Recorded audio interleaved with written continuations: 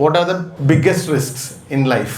Normally നമ്മുടെ ഒരു life span, എല്ലാവരുടെയും ഒരു ലൈഫ് സ്പാൻ അല്ലെങ്കിൽ നമ്മുടെ ലൈഫ് ലൈൻ വെച്ച് നോക്കുമ്പോൾ ഇപ്പം നമ്മൾ ഓരോരുത്തരും സാധാരണഗതിയിൽ ഒരു ഫാമിലിയിൽ ഒരു ഏണിംഗ് മെമ്പർ ആണെങ്കിൽ നമ്മളെ ഡിപ്പെൻഡ് ചെയ്യുന്ന ഒരുപാട് ആളുകൾ നമ്മുടെ ഫാമിലിയിലുണ്ടാവും.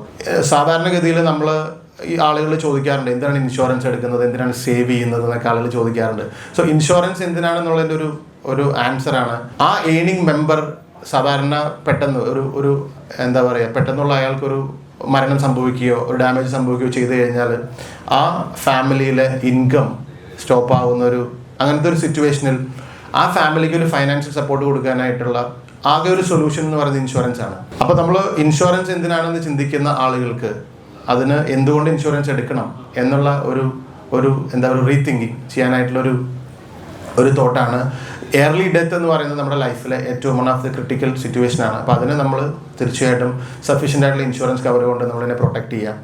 രണ്ടാമത്തെ ഒരു മേജർ ആയിട്ടുള്ള റിസ്ക് എന്ന് പറയുന്നതാണ്, ഇത് പലപ്പോഴും നമ്മൾ സീരിയസ്ലി തിങ്ക് ചെയ്തതെന്നൊന്നും എനിക്കറിയില്ല, ലിവിങ് ടു ലോങ്. അതായത് നമ്മൾ ഒരു 50 years അല്ലെങ്കിൽ ഒരു 60 years വരെ നമ്മുടെ ഒരു ഡൈനാമിക് ആയിട്ടുള്ള ഏണിംഗ് സമയം എന്ന് പറഞ്ഞാൽ അതൊക്കെ ആയിരിക്കും മാക്സിമം. പ്രത്യേകിച്ച് നിങ്ങൾ പ്രൊഫഷണൽ ആയിട്ടുള്ള ആളുകൾ, നിങ്ങളുടെ ഒരു ഏണിംഗ് സമയം എന്ന് പറയുന്നത് കഴിഞ്ഞിട്ട് നമുക്കൊരു ഇൻകം സ്റ്റോപ്പ് ചെയ്തതിന് ശേഷം നമ്മൾ ജീവിക്കുക എന്ന് പറയുന്നത് കുറച്ച് റിസ്ക്കാണ്. കാരണം അല്ലേ, വരുമാനമില്ലാതെ നമ്മുടെ ലൈഫ് സ്റ്റൈൽ മെയിൻറ്റെയിൻ ചെയ്യണം, നമ്മുടെ ഇൻകം നമ്മുടെ ഡിപ്പെൻഡ് ചെയ്യുന്നവർക്ക് അവർക്കുള്ള ലൈഫ് സ്റ്റൈൽ മെയിൻറ്റെയിൻ ചെയ്യണം.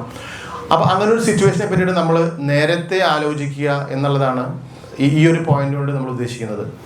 വരുമാനം ഇല്ലാതെ നമ്മുടെ റിട്ടയർമെൻറ്റ് ലൈഫ് ഉണ്ടായാലുള്ള ഒരു റിസ്ക്, അതാണ് മെയിനായിട്ട് നമ്മൾ അതൊരു സൊല്യൂഷൻ. എന്താണ് ഒരു സൊല്യൂഷൻ എന്ന് പറയുമ്പോൾ സേവിങ്സ് ആണ്. അതായത് സേവിങ്സ് നമ്മൾ പരമാവധി ചെയ്യുക, നമ്മൾ പരമാവധി ഇൻവെസ്റ്റ് ചെയ്യുക എന്നുള്ളതാണ് അതിനുള്ള സൊല്യൂഷൻ.